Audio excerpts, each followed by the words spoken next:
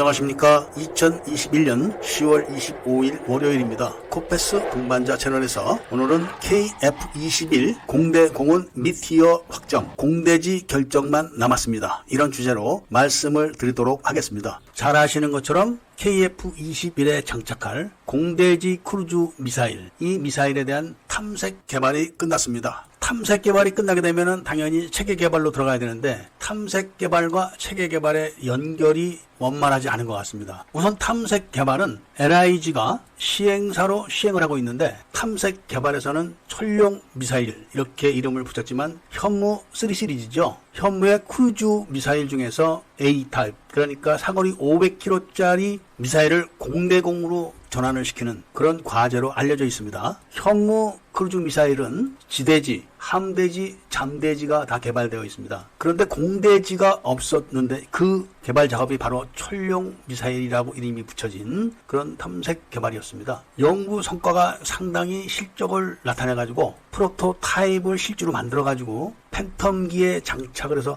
발사를 성공리에 끝냈습니다. 크기는 타우루스보다 조금 작은데 발사 사거리는 거의 같은 500km급이라고 합니다. 500km 사거리에서 오차 범위는 1m라고 하니까 굉장히 정교한 겁니다. 그러면서도 관통 탄두를 장착한다고 하니까 한국군의 전투 능력을 높이는데 아주 도움이 되는 그런 미사일이 되겠죠. 그럼 이거를 체계 개발로 들어가서 완성을 시키면 되는데 그 단계에서 지금 주춤하고 있다고 합니다. 탐색 개발이 끝나가지고 체계 개발로 들어가면은 대략 10년 정도가 소요되는 게 보통인데 KF-21의 배치 일정하고 이게 맞지 않는 겁니다. KF-21 배치 일정하고 맞추려면은 8년 정도 시간이 있는데 업체들은 8년 정도면 충분히 할 수 있다. 이렇게 이야기를 하고 있지만 미국도 그렇게 못했고 독일도 그렇게 못했는데 한 번도 공대지 미사일 개발 경험이 없는 한국이 어떻게 미국이나 독일보다 빨리 개발할 수 있을까? 이런 의문을 갖고 있는 것이 공군의 입장입니다. 그런데다가 체계 개발에 8천억이 배정되어 있는데 그것 갖고는 안 된다. 2천억 얹어서 1조에 하자. 이렇게 제안을 하고 있으니까 공군에서는 답답한 겁니다. 현재 공군은 타우러스를 운영하고 있습니다. 그리고 그 성능에 만족해가지고 그냥 타우러스를 KF-21에 장착을 해서 사용을 하면서 시간을 갖고 개발을 해서 개발이 끝나면은 그때 국산 미사일을 사용하면 되지 않느냐, 이런 입장입니다. 타우러스 미사일은 그렇게 비싸지도 않고 KF-21에 인티한다고 해도 국산 전투기니까 비용도 그렇게 많이 안 들어가니까 2천억을 추가로 지불할 바에는 2천억으로 KF-21에 타우러스를 장착을 하는 게 더 빠르고, 그렇게 되면은 KF-21 블록 1, 블록 2가 뭐가 필요하냐, 바로 실전에 투입해서 노기를 대체할 수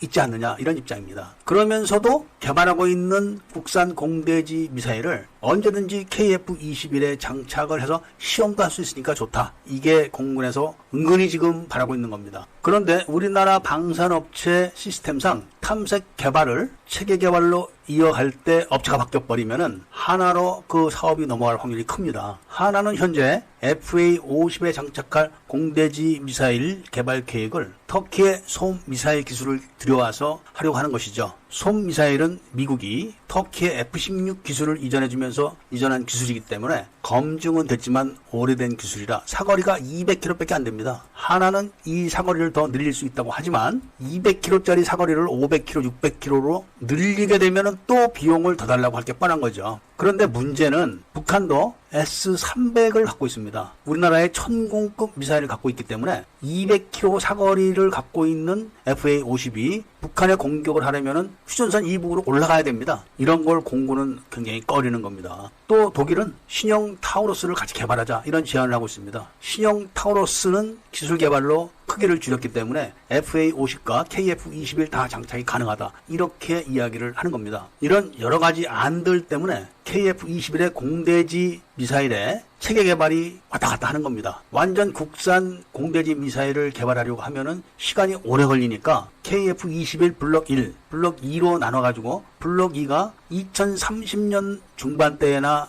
실전 배치가 가능하게 되는 것이고, 당장 독일의 타우러스 미사일을 장착하게 되면은 KF-21의 블록 1, 2 이게 필요 없는 겁니다. 국산 만세를 부르는 공군도 당장 시급한 노후 전투기를 교체하기 위해서는 타우러스를 장착하는 게 좋다고 은근히 바라고 있는 거죠. 그리고 독일은 신형 타우러스 미사일 개발하게 되면은 크기를 줄여가지고 KF-21과 FA-50 다 사용할 수 있다. 이런 내용입니다. 현실적으로는 공군의 제안이 가장 타당성 있어 보이는데 국민들이 바라는 거는 하루빨리 KF-21이 확실한 성능으로 실전 배치를 하는 게 좋다. 이런 말씀을 드리면서 오늘 이야기를 마치고자 합니다. 구독을 꼭 해주시고 좋아요와 알림 설정을 부탁드리면서 이야기를 들어주셔서 감사드립니다.